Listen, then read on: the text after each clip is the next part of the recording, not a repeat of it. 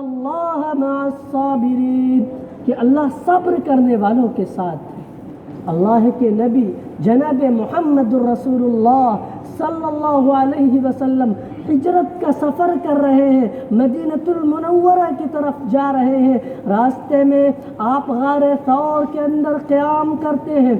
آپ کے رفیق سفر حضرت ابو بکر صدیق رضی اللہ تعالی عنہ، جو خلیفہ اول بلا فصل ہیں، جو پہلے خلیفہ ہیں، خلیفۃ المسلمین ہیں، اس سفر ہجرت کے اندر نبی اکرم شفیع اعظم جناب محمد الرسول اللہ صلی اللہ علیہ وسلم کے ساتھ ہوتے ہیں۔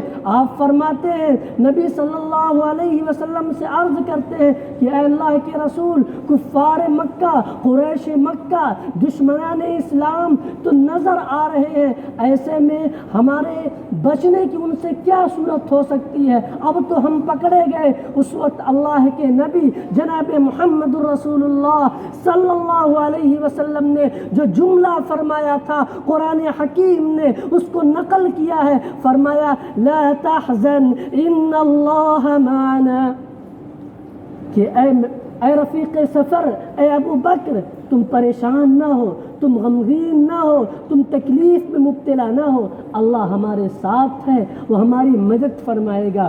پھر قرآن کی اگلی آیت کے اندر فرمایا گیا فَأَنزَلَ اللَّهُ سَكِينَتَهُ عَلَى رَسُولِهِ وَعَلَى الْمُؤْمِنِينَ وَأَنزَلَ جُنُودًا لَمْ تَرَوْهَا وَجَعَلَ كَلِمَةَ الَّذِينَ كَفَرُوا السُّفْلَى وَكَلِمَةُ اللَّهِ هِيَ الْعُلْيَا۔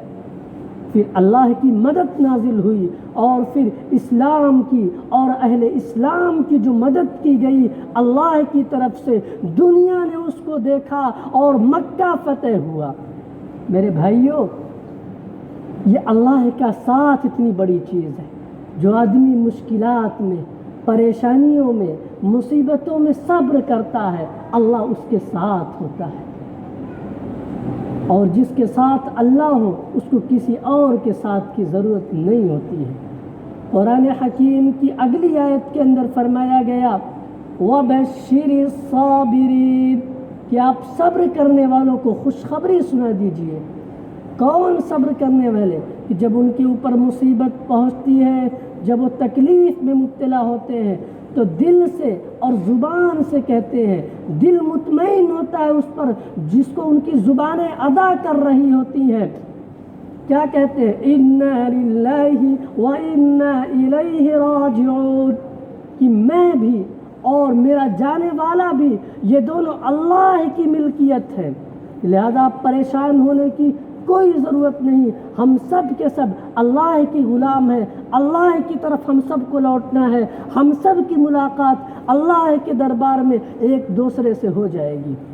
پھر آیت کے اگلے حصے کے اندر فرمایا گیا کہ جو حضرات مصیبتوں کے اندر صبر کرتے ہیں ان کے بارے میں فرمایا گیا اولئک علیہم صلوات من ربہم ورحمہ واولئک هم المہتدون،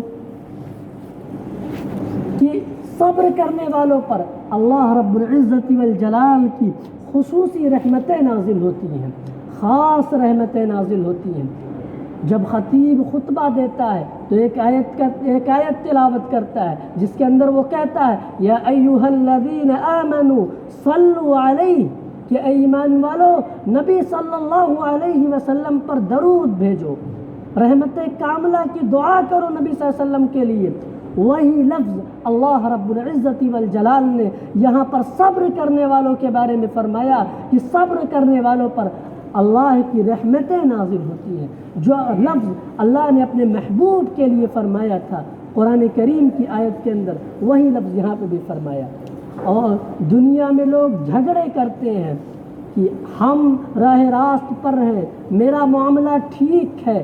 اللہ رب العزت والجلال قرآن کریم کی اگلی آیت کے اندر فرماتے ہیں کہ ہدایت کا سرٹیفکیٹ دنیا والے نہیں دیں گے، ہدایت یافتہ ہونے کا سرٹیفکیٹ قرآن دیتا ہے۔ قرآن کہتا ہے کہ ہدایت پر، راہ راست پر وہ لوگ ہیں جو صبر کرتے ہیں، یہی لوگ کامیاب ہیں، یہی لوگ کامران ہیں، جو مصیبتوں کے اندر، مشکلات کے اندر